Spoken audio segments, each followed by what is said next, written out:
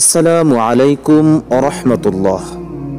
সুপ্রিয় কুরআনের আলোর পথযাত্রীবৃন্দ, আশা করি আল্লাহর অশেষ মেহেরবানিতে সকলেই ভালো আছেন।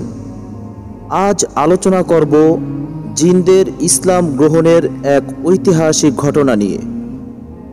যখন কোরআন নাজিল হলো তখন আসমানের পথ বন্ধ করে দেয়া হলো।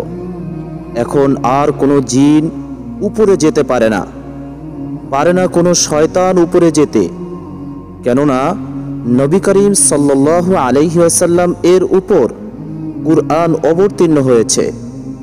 আসমানের সকল দরজা চিরতরে বন্ধ, এবার কোনো শয়তান উপরে যেতে পারবে না।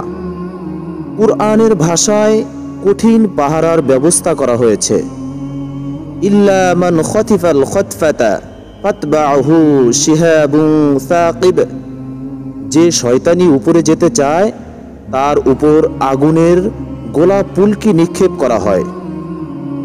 শয়তানের দল নিজেদের সর্দার ইবলিসের কাছে গিয়ে বলল, মনে হয় এখন দুনিয়ায় বিশাল কোনো ঘটনা সংঘটিত হয়েছে, তাই আমরা উপরে যেতে পারছি না। আমরা কেউ উপরে যেতে চাইলেই উপর থেকে আগুনের গোলা নিক্ষেপ করা হয়। তখন ইবলিস বলল, তোমরা চারদিকে খবর নাও, নিশ্চয় কোনো বড় ঘটনা ঘটেছে।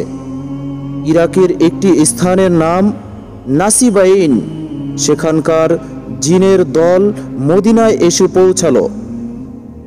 ফজরের ওয়াক্ত রাসূলুল্লাহ সাল্লাল্লাহু আলাইহি ওয়াসাল্লাম নামাজের মাঝে এই আয়াত পড়ছিল, ইন্না সামি'না কুরআনান আজাবা ইয়াহদি ইলার রুশদি ফাআমান্না বিহি ওয়ালান নুশরিকা বিরাব্বিনা আহাদা ওয়া আন্নাহু তাআলা জাদ্দু রাব্বিনা মাত্তাখাযা সাহিবাতান ওয়ালা ওয়ালাদা।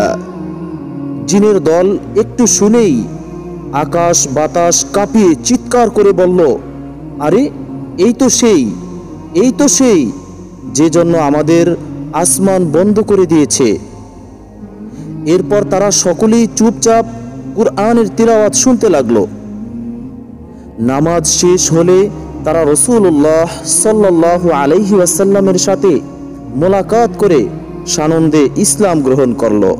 সুবহানাল্লাহ।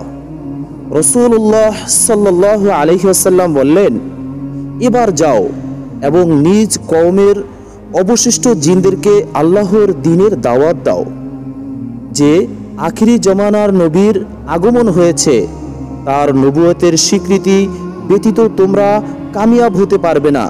সুতরাং সেই সকল জিন যারা এসেছিল এবার তারাই দ্বীনের প্রচারক হয়ে নিজ দেশে গমন করল।